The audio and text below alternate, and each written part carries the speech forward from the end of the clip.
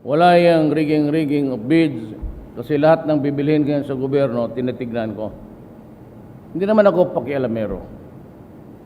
But my promise to the people of the nation is that it will be a clean government. Hindi tayo exempted dyan. Kasi pera ng tao. So, lahat yan, madalian. Ayaw ko yung delay just to, for one reason or other to accommodate. Ayaw ko yung ano. At hindi ako yung tao na maniwala dyan sa kuha. Yung last, the lowest bid. Kasi kung may bilhin ka, baski ito, lowest bid, bibigay sa iyo barat. Kaya lahat ng equipments ninyo, sabi ko pinaalam ko na sa kuha, hindi ako susunod yan.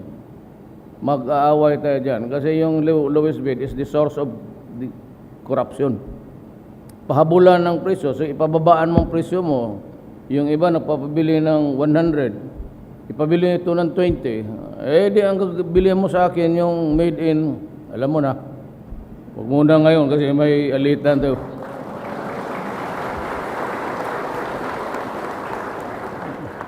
Tapos sabihin ng sundalo, sir, nasira ka agad.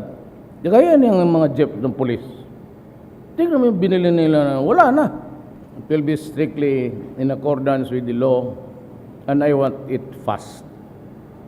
So I promise to you na it should start yung building na yan.